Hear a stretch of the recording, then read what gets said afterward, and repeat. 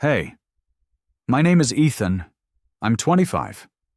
3 months ago, my married landlady tried to kiss me on her patio with 3 martinis in her hand, and I stopped her and said, "When you're sober, I'll be the one kissing you." I could smell her jasmine perfume mixing with the alcohol, hear the ice clinking in that crystal glass, see the string lights caught in her hair. The next morning, she showed up at my door completely sober and repeated my own sentence back to me, word for word. 2 months later, at 2 a.m. on my last night in her garage, she texted from an unknown number. "I'm sober. Come to the kitchen. If you're watching this right now, tell me where you're from in the comments, because I still don't know if what we did was wrong." I sat alone in my apartment that night, camera pointed at my face, clicking my pen over and over. The cursor blinked on the screen. Record. Don't record. Record. Outside my window, I could see a street light that flickered the same way her porch light used to. On. Off. On again. I pressed record. "I need to tell you about the worst sentence I ever said to a married woman," I started. My voice sounded steadier than I felt. The sentence that should have ended everything before it started, but didn't. I stopped. Took a breath. The apartment was too quiet without the sound of a pool filter humming in the background, without the distant tap of heels on hardwood floors. "It happened 3 months ago," I said to the camera, "on her patio, after a party. She had 3 martinis in her hand and string lights in her hair, and she tried to kiss me." I paused, remembering the smell of jasmine and alcohol, the way the lake looked dark and infinite behind her. I stopped her, put my hands on her shoulders and said, I had to force the words out, "When you're sober, I'll be the one kissing you." The pen clicked. Once, twice. That line didn't start the story, I admitted. It just forced me to face it. To explain that night, I have to go back 3 months earlier, to the day I moved into her garage. The GPS led me through gates that looked like they belonged to a country club, not a neighborhood. Big houses, perfect lawns. A woman walking a designer dog gave me a look that said my beat-up Civic didn't belong there. I found the Whitmore's place at the end of a cul-de-sac. Lake view, detached garage with a studio apartment on top.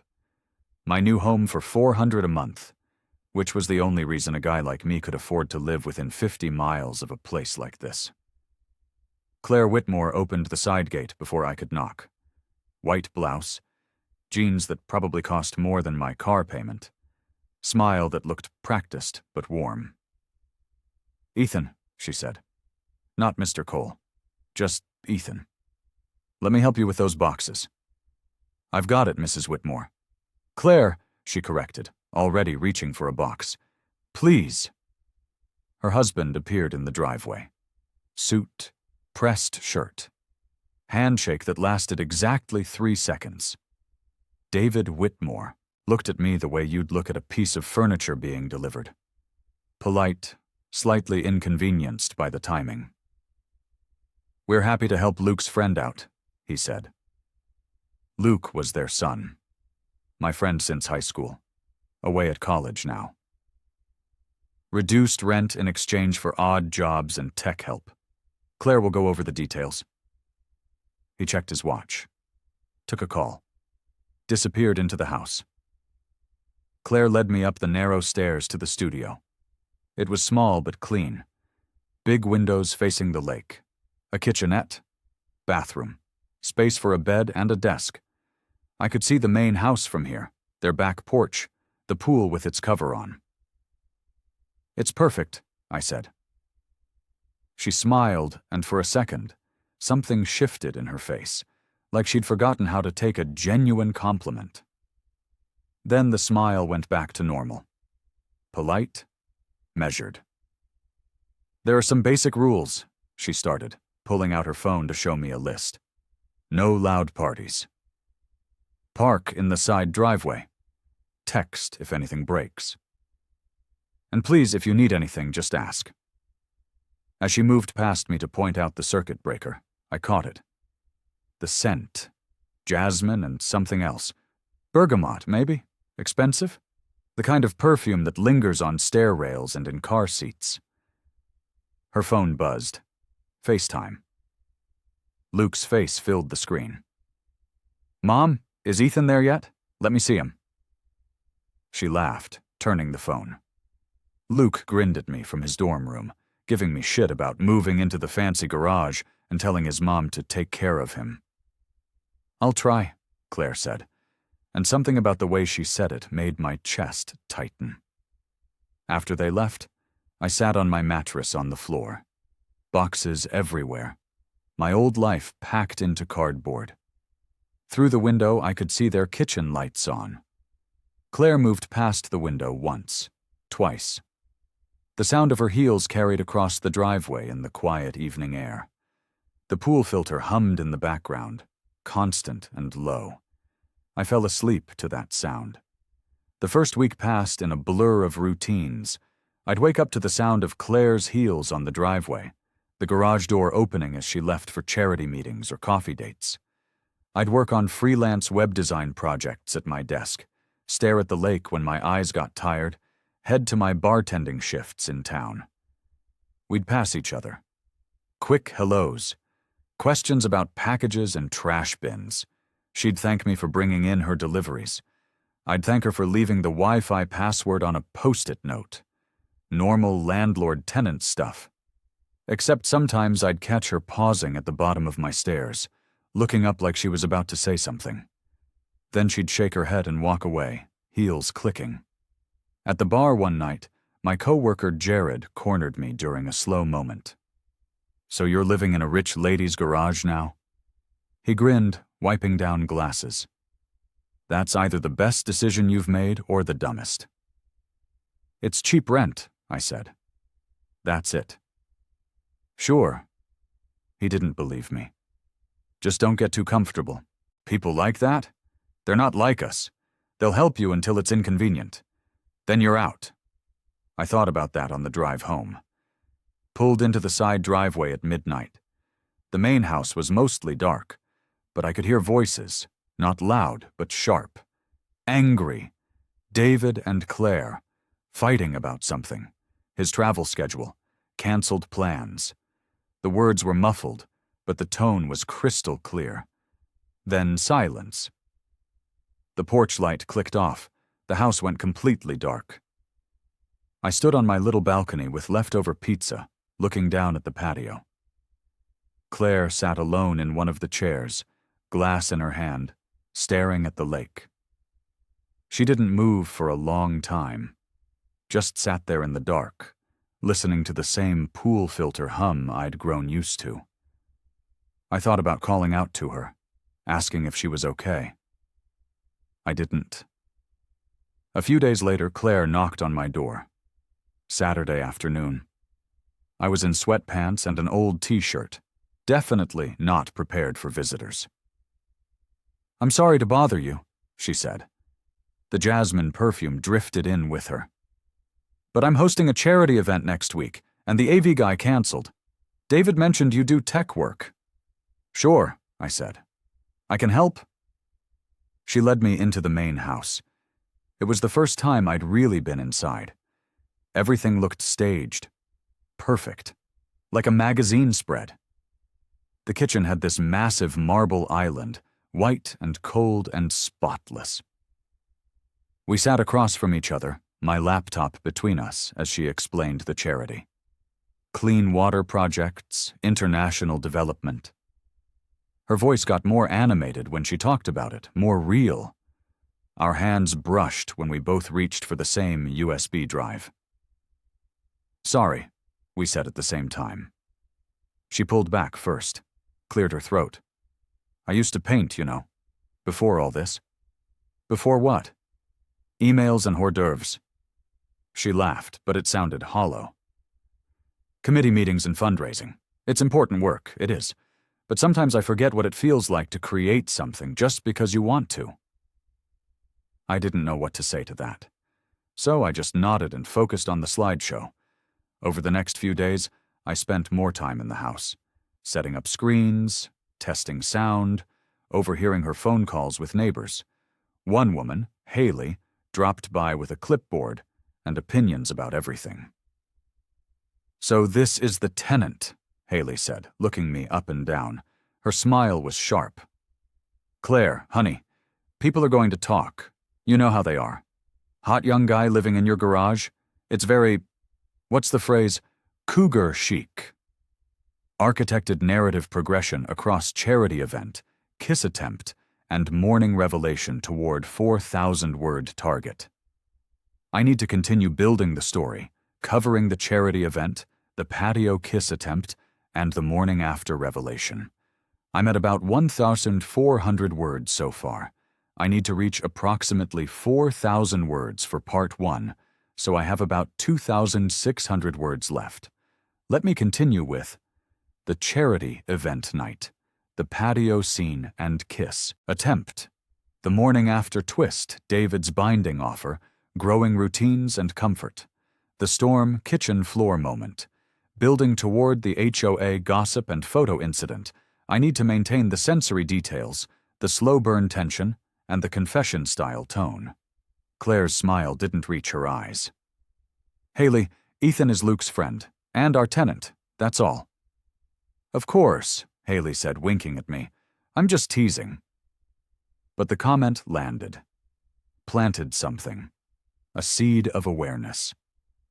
The night before the event, I stayed late finishing the tech setup. Claire walked me to the mudroom door around 11. We stood in that narrow space, too close because of the coats and shoes. "Thank you for this," she said softly. "Really. David's been so busy, and Luke's away, and I—" She trailed off. Her hand touched my forearm, just barely. "We'll write you that reference letter soon, for the agency applications. David promised." Her finger stayed on my arm a second longer than necessary. Then she pulled away, and I walked back to the garage with my heart doing things it shouldn't. The charity event was a blur of perfume and wine and polite laughter. I stayed near the AV equipment, mostly invisible. David played the perfect host, shaking hands, smiling, checking his phone every few minutes. Claire floated through the living room in a dark dress and that red cashmere scarf. Everyone wanted her attention. Everyone thought they knew her. I watched from the kitchen. Saw how she smiled for the cameras, laughed at the right moments, touched arms and shoulders like she'd been trained. But in the seconds between conversations, her face would go blank. Empty. Halfway through the night, she escaped to the kitchen, found me adjusting cables by the sink. "Surviving?" she asked. "Barely. Someone asked me to make the slideshow more inspirational." She laughed, a real laugh. "Mrs. Patterson, she thinks everything needs more butterflies." We stood there for a minute, side by side. Her shoulder bumped mine. She didn't move away. David appeared in the doorway. "Claire, the Hendersons are leaving. Come say goodbye." "Of course." She straightened, became Mrs. Whitmore again, but before she left she glanced back at me. Just once. An hour later David made his excuses. Important client. Late dinner in the city. He kissed Claire's cheek, waved to a few people, and disappeared. I saw her face when he left. Saw the mask slip for just a second. The party moved outside to the patio. String lights, cool breeze off the lake. I helped clean up inside, carrying plates and glasses, trying to stay useful and invisible. Eventually, everyone left. Even Haley, who lingered by the gate, making pointed comments about Claire deserving some fun before finally heading home. It was just us, me and Claire, patio furniture, leftover ice clinking in crystal glasses. "You don't have to stay," she said, but she was pouring herself another drink. Third one, maybe fourth. "It's fine. I'll just lock up the garage and sit with me," She patted the stone wall beside her. Just for a minute. I sat. The pool filter hummed. The lake was black beyond the fence. The string lights cast everything in gold. Do you ever feel invisible? She asked suddenly. Like people see you, but they don't actually see you? Yeah, I said. Sometimes. David leaves tomorrow. Business trip. He'll be gone for 10 days. She swirled her drink. Luke calls once a week, maybe. And I'm here, in this big house, with all these people who wave and smile and talk to me about fundraisers and yoga classes, and none of them. She stopped, took a drink. Sorry, I'm being dramatic. You're not. She looked at me then. Really looked. The way people do when they're drunk enough to forget they're supposed to be careful. You're good for this house, Ethan, she said softly. You know that? I should have stood up. Should have made an excuse. Should have seen it coming. But I didn't. She leaned forward. Perfume and alcohol and the scent of her shampoo. Her hand found my knee. She moved closer. My brain screamed. The age gap. The marriage. The fact that Luke trusted me. The fact that she was drunk and I was supposed to be the responsible one. I caught her shoulders, held her back. Gentle but firm. When you're sober, I heard myself say, I'll be the one kissing you. She froze, blinked. The words hung there between us like smoke. Then she laughed, embarrassed, brittle. God, I'm so sorry. I'm too old to be drunk and dramatic. She stood up too fast, steadied herself on the chair. You should go. Please, just go. I did. Left her standing under the string lights, the red scarf still draped over the chair. Back in my studio, I couldn't sleep. Stared at the ceiling. Replayed the moment over and over. The way she'd looked at me. The way I'd stopped her. The way I'd promised her something I shouldn't have promised. I told myself she'd forget by morning. Told myself it was just alcohol and loneliness and a moment that would dissolve in daylight. I was wrong. The knock came around 10 the next morning. I'd barely slept, was sitting at my desk in yesterday's clothes, staring at a blank screen. I opened the door. Claire stood there. Blazer, white blouse, hair perfect. Sober, completely, utterly sober. She held her red scarf in her hands. Can I come in? I stepped aside. She walked past me, and the jasmine scent filled my tiny studio. She folded the scarf carefully, set it on my chair, then turned to face me. When you're sober, she said quietly, I'll be the one kissing you. My heart stopped. You remember, I whispered, every word. Her eyes met mine, clear, certain. I need you to understand something, Ethan. I wasn't so drunk I blacked out. I knew what I was doing. And you? She took a breath. You were kind. You were respectful. And I hate that I put you in that position. You didn't do anything wrong. Neither did you. She stepped closer. But we need to be careful. This neighborhood? These people, Haley, they watch everything. They talk. And if they think for 1 second that something is happening... She didn't finish. Didn't need to. Nothing is happening, I said. I know. She looked at me. But it could.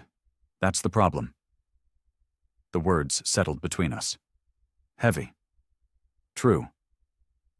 David was impressed with your work, she said, changing gears. He wants to introduce you to some people. Clients, maybe a position at a digital agency, real money, real opportunities. She was tying me closer, making sure I couldn't just leave. I should go, she said finally, picked up the scarf. Paused. I trust you, Ethan. I need you to know that. After she left, I sat in my studio for an hour, staring at the closed door, at the spot where she'd stood, realizing that instead of erasing the line between us, we'd just drawn it in darker ink. That night, David invited me to dinner. Thank you for the charity event. I changed shirts 3 times before going down. Dinner was formal. Expensive wine I couldn't pronounce. David talking about his work, his connections, his plans. Claire was quieter than usual, hands folded in her lap, that red scarf draped over her chair like a witness. I spoke to a colleague, David said, cutting his steak with precision. He's looking for someone young, hungry, good with design and social media. I told him about you. If you're interested, we'll set something up. Thank you, really. Of course. You help us, we help you. He smiled. And as long as you're available for odd jobs around here, the rent stays discounted. It was generous. It was a trap. Haley dropped by after dessert. Some excuse about charity materials. She zeroed in on me immediately. The hot tenant. Claire, you didn't tell me he was staying for dinner. Ethan helped with the event, Claire said evenly. We wanted to thank him. I'm sure you did. Haley's smile was all teeth. You know, everyone's been talking about how lucky you are to have such a helpful young man around. The comment landed like broken glass. After Haley left, Claire walked me to the mudroom. We stood in that narrow space again. Too close, too aware. Thank you, she said, for everything. It's fine. It's not. Her hand almost touched mine. Almost. But I'm glad you're staying. Back in my studio, I watched the lights go out in the main house, one by one. Claire moved through the rooms like a ghost. The porch light flicked on, off, on again as she tested it for something. It looked like a signal. Over the next 2 weeks, we fell into a new rhythm. Coffee thermoses left on my stairs on mornings when I had early shifts. Quick conversations about trash day and HOA notices. Him helping her carry groceries. Her leaving Post-it notes with Wi-Fi passwords and pizza recommendations. Small things. Normal things. Except they didn't feel normal. One afternoon, she texted asking if I could look at a leak in an upstairs room.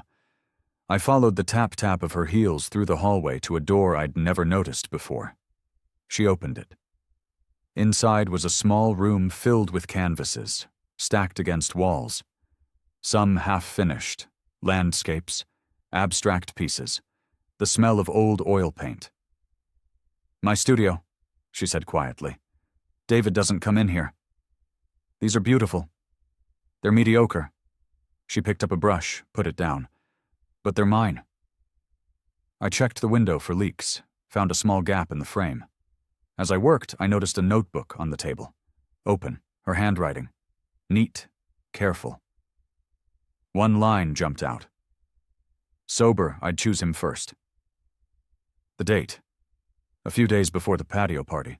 Before the martinis. Before everything. She saw me looking. Didn't say anything, just stood there, surrounded by her paintings and her secrets. This room, she said finally, stays between us, especially from Haley. I won't tell anyone. As I left, I looked back. She stood in the doorway, framed by unfinished canvases and morning light.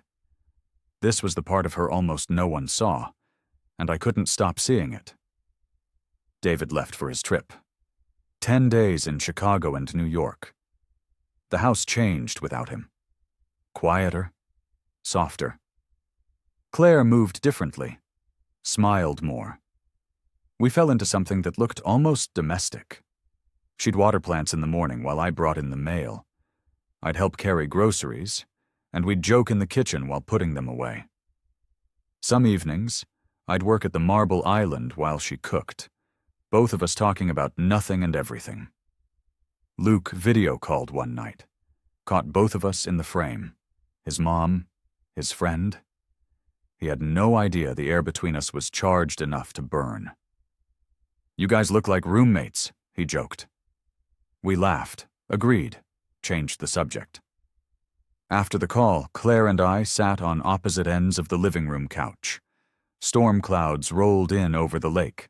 Thunder rumbled. She flinched at a loud crack, and our eyes met across the coffee table. Neither of us moved closer. Neither of us looked away. The power went out 3 nights later. Middle of a storm. Rain hammering the roof. I was in the studio when I heard a startled sound from the main house. I grabbed my phone flashlight and headed down. Used my emergency key. Found Claire sitting on the kitchen floor, back against the cabinet, candle beside her, half-empty bottle of wine in her hand. "I'm fine," she said quickly. "Just, storms make me anxious when I'm alone." I sat down beside her, our backs against the cabinet. The candlelight flickered between us. "Tell me about when you were a kid," I said. She did. Stories about growing up in a smaller house, about how storms meant everyone would huddle together. Her parents, her brother, making popcorn and telling stories until the lights came back. "Now I'm just alone," she whispered. "In this big house, waiting for lights that might not come back on." The power flickered, came back. The fridge hummed to life. We blinked in the sudden brightness, suddenly aware of how close we were. We stood too quickly. Stepped apart. She thanked me for staying. I went back to my studio with my heart in my throat. The HOA wine night happened the following weekend. Claire needed help carrying chairs to Haley's house. We walked there at dusk, close but not touching. Inside, the gossip flowed like wine. Haley held court, making jokes about dangerous housewives and younger men. Everyone laughed. Claire forced a smile. I stayed near the snacks, uncomfortable. Someone told a story about a couple in another neighborhood who had to move because of inappropriate relationship rumors. The story was probably exaggerated, but the message was clear. I stepped outside for air, overheard Haley and another neighbor through an open window.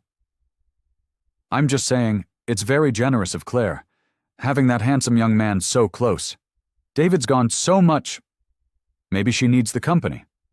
Maybe she's getting more than company." Laughter. Sharp. Mean. On the walk back, Claire and I both pretended we hadn't heard anything. But our shoulders were tense, our pace quicker. At the driveway, she paused under the porch light. "People like Haley get bored easily. It's better if we're careful what we give them to talk about." Then she went inside. I went up to my studio. The porch light glowed yellow across the concrete, and I realized we'd crossed a line we couldn't uncross. A few days later, Claire hosted a small gathering. Just neighbors, casual. I helped hang string lights in the backyard, the same ones from the patio party where everything started. Guests came and went. Wine flowed. Laughter echoed off the lake. I played my role, the helpful tenant, the tech guy, invisible until needed. After everyone left, I stayed to clean up. Claire was in the kitchen, rinsing glasses. I carried in the last stack of plates. "Just set them by the—" she started, but a glass bowl slipped from my wet hands. The sound of it shattering on the floor was deafening. "Shit!" I hissed. Blood bloomed across my palm where a shard had caught me. "Don't move." Claire was there instantly, took my hand, led me to the sink. "Let me see." She positioned me on one of the kitchen stools, stepped between my knees to get closer to the sink, turned on the warm water, guided my hand under it. The marble island was cool under my other hand. I gripped it to steady myself. She was so close.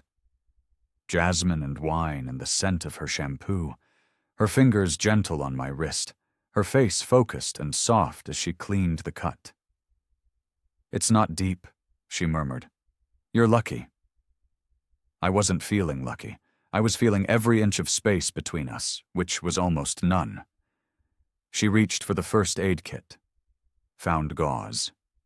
Wrapped my palm carefully, her touch feather-light.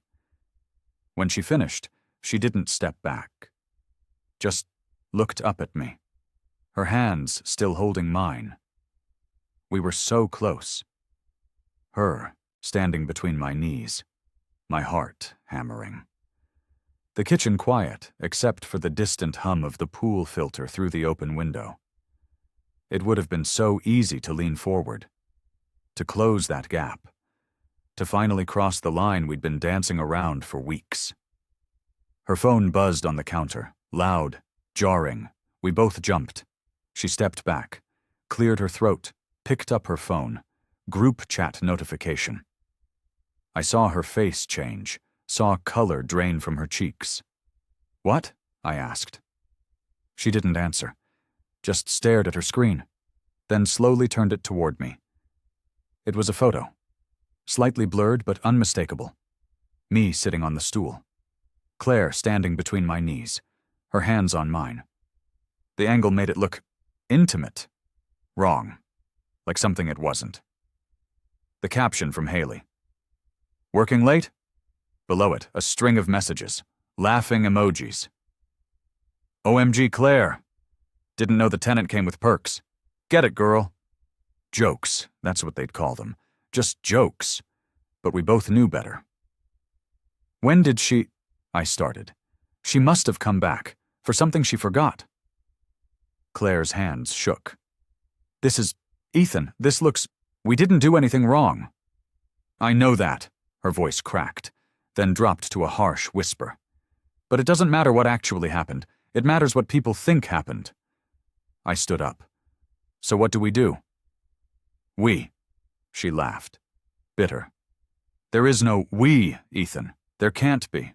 Don't you see that? You're my tenant, my son's friend. I'm married. I'm 17 years older than you, and now Haley has given everyone permission to think the worst. They're joking. For now. But jokes become rumors. Rumors become facts." She paced the kitchen. "Do you know what happens to women like me? In neighborhoods like this, I become the punchline. The desperate older woman. The one who couldn't keep her husband interested, so she went after the young guy in her garage. That's not... And you." She turned on me. "You become the guy who got too comfortable, who didn't know his place, who took advantage of generosity." The words hit like a slap. "Is that what you think?" I asked quietly. "That I took advantage?" Her face softened. "No, God, no, but Ethan, you have to understand. Your reputation? You'll be fine. You're young. You're a guy. People will high-five you and move on. Me? I lose everything. My social circle, my charity work, my marriage, probably. Luke's trust." She stopped, took a shaky breath. "We need distance," she said. "Real distance," David called before I could respond. She picked up, voice suddenly bright and fake. "Hi, honey. Yes, the evening went great. Everyone loved the..." She paused, listened. "Of course. I'll see you tomorrow. Love you too." She hung up, stared at the phone. "He's coming home early," she whispered. "Tomorrow afternoon." We stood there in that kitchen, the broken glass still scattered on the floor between us, the photo still glowing on her phone, the future collapsing in real time. "I'm sorry," I said. "So am I." The next 48 hours were brutal. Claire became a ghost. No texts, no coffee thermoses, no casual conversations. When we passed each other, she was polite but cold. Mrs. Whitmore, not Claire. The group chat kept buzzing. More jokes, more speculation, Haley loving every second of attention. David came home. I saw him from my window, pulling into the driveway. Saw Claire greet him at the door. Saw them disappear inside. That night, my phone lit up. Message from Claire. "I've asked David to find you another place by the end of next month. I'm sorry." No emoji, no explanation. Just that. I read it 10 times. 20. Stared at those words until they blurred. She was pushing me out, cutting me loose, protecting herself. And I understood. God, I hated it. But I understood. The next morning I ran into David in the driveway. He was friendly. Too friendly. The way people are when they're delivering bad news. Ethan, Claire mentioned you might be looking for a change. Good timing, actually. I have a colleague with a downtown place opening up. Better location for you, probably. We'll help with the transition. He made it sound like a favor, like he was doing me a kindness. The agency introduction? I asked. Ah. He adjusted his watch. That might be on hold for a bit. Colleagues swamped right now, but we'll keep you in mind. Translation: that door was closed. Claire appeared. Blazer, heels, hair perfect. She looked right through me. Good morning, Ethan. I hope your hand is healing well. Formal, distant, like the past weeks hadn't happened. It's fine, I said. Good. She turned to David. Breakfast is ready. They went inside. I stood in the driveway, the sun warm on my face, feeling completely cold. I started packing that week. Slowly. A few boxes at a time. Each one felt like admitting defeat. At the bar, Jared noticed my mood. You look like shit, man. What happened? Nothing. Just moving. From the garage? Yeah. He nodded knowingly. Told you. Rich people's problems aren't your problems until they make them your problems. I wanted to argue. To defend Claire. To explain that it wasn't like that. But maybe it was exactly like that. My mom called one night. Bills were higher than expected. Doctor wanted to run more tests. I lied and said everything was great. That David's agency connection was solid. That I'd have real money coming in soon. The lies tasted like ash. From my window, I watched the main house. Watched Claire move through rooms. Watched her phone light up with what I assumed were group chat notifications. Watched her close the blinds one night, shutting me out completely. The porch light stayed off. A week later, I was at a sports bar with some of Luke's old friends. They were in town for a long weekend. We watched a game, drank beer, pretended everything was normal. One of them was scrolling through his phone during a commercial, laughed, showed the group. Yo, someone made a meme of this. I looked, my stomach dropped. It was the photo, me and Claire at the sink. But now it had a caption overlaid in bold text. Landlady special. Rent includes benefits. The guys laughed. One of them clapped me on the shoulder. Dude, is this you? You're a legend. It's not what it looks like. Sure it's not. More laughter. Man, I wish my landlord looked like that. They thought it was funny. Thought I was lucky. Couldn't see how my hands were shaking. How sick I felt. To them, I was winning. Living out some fantasy. To Claire, I was a liability, a threat, a mistake.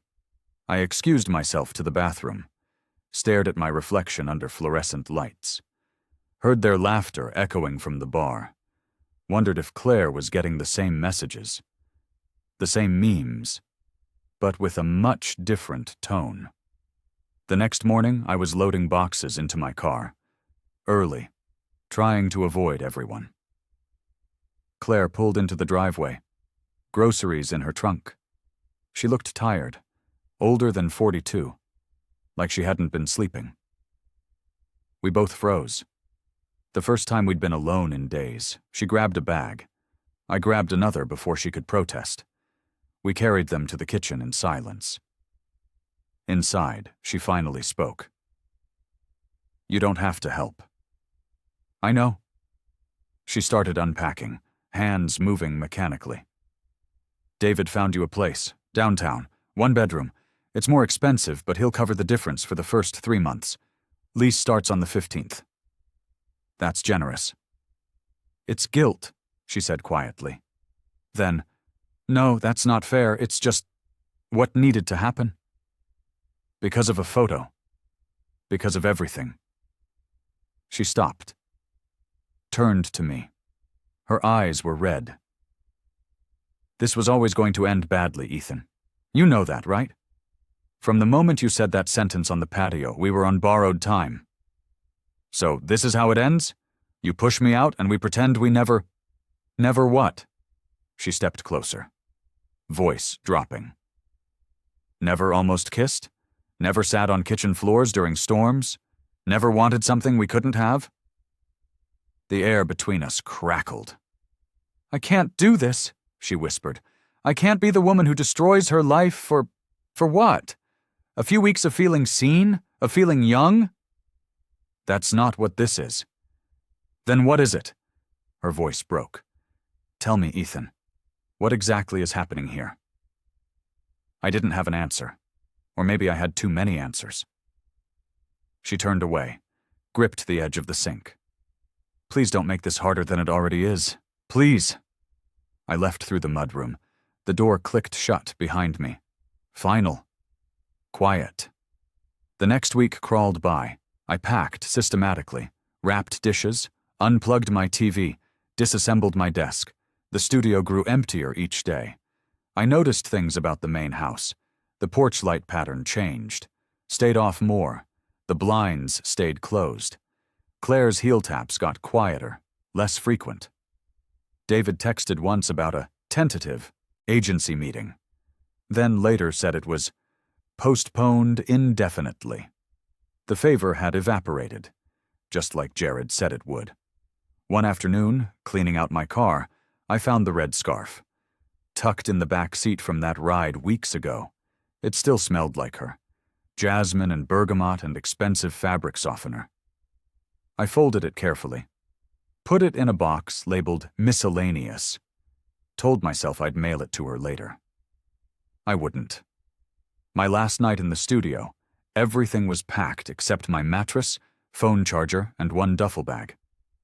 I sat on the bare floor, stared out the window. The house looked dark, empty, like a stage after the actors had left. I tried to sleep.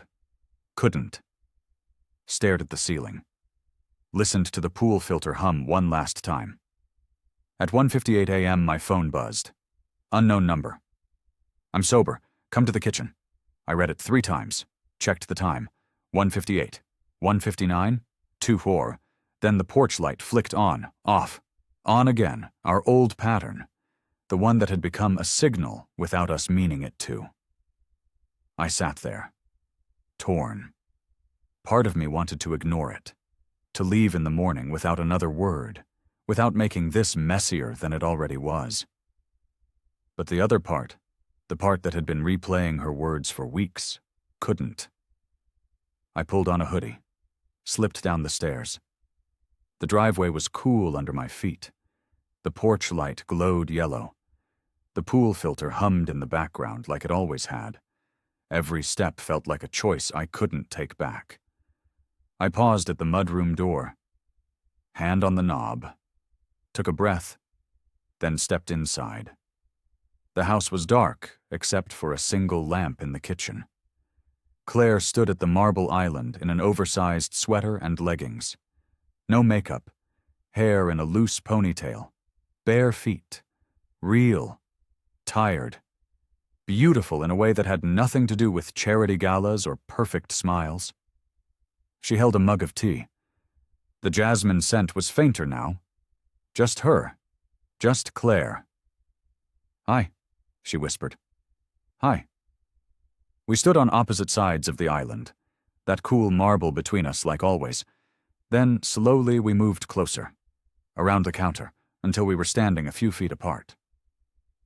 "The gossip hasn't stopped," she said. "Haley keeps making comments. David noticed I've been off. Luke's coming home for a visit soon, and I don't know how to act normal around him when I feel like I'm lying every second. I'm sorry." "Don't be." She set down her mug. "I'm the one who texted you. At 2 a.m, after weeks of ice. I'm the one who can't let this end without—" She trailed off. "Without what?" "Without being honest." She looked at me. "That night on the patio, when I tried to kiss you, I was drunk. But I wasn't so drunk I didn't know what I was doing. And when you said you'd kiss me when I was sober—" She took a shaky breath. "I've thought about that sentence every single day since." My heart was hammering. "Claire, I wrote about you, before that party, in my studio notebook, about being sober and making a choice." She laughed wetly. "How pathetic is that? 42 years old, married, writing in a diary about the tenant like I'm 16. It's not pathetic. It feels pathetic." She stepped closer. Close enough to touch. "But it also feels like the most honest thing I've done in years." The marble island pressed against my hip. Her eyes were wet. Mine probably were too. "What did you mean?" she whispered. "That night. What did you mean by that sentence?" I swallowed hard.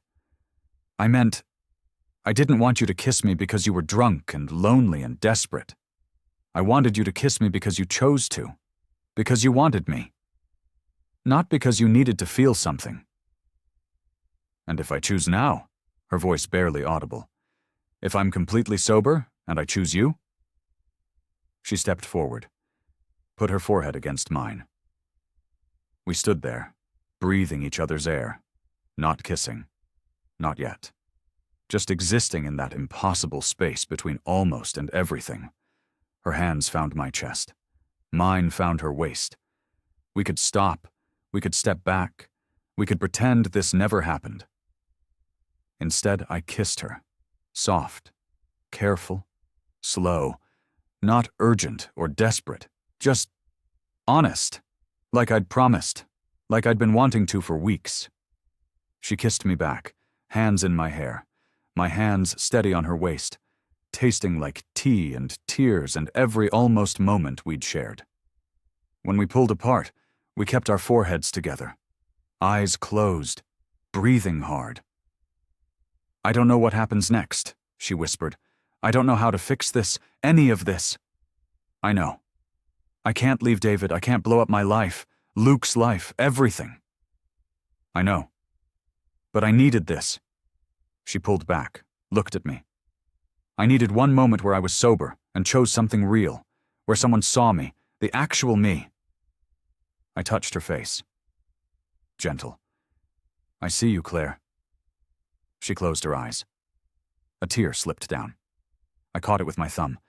Then she stepped back, wrapped her arms around herself, the moment breaking in real time. "You should go," she said. "Please, before I ask you to stay." I nodded. Didn't trust my voice.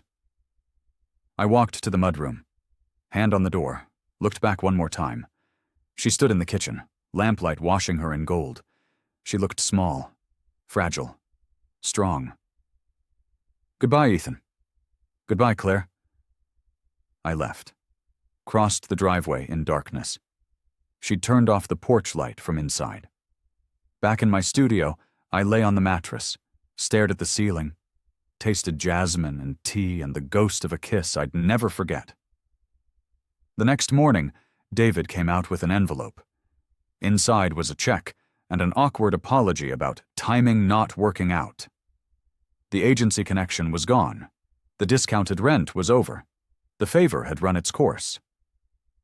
Claire didn't come out. I didn't knock.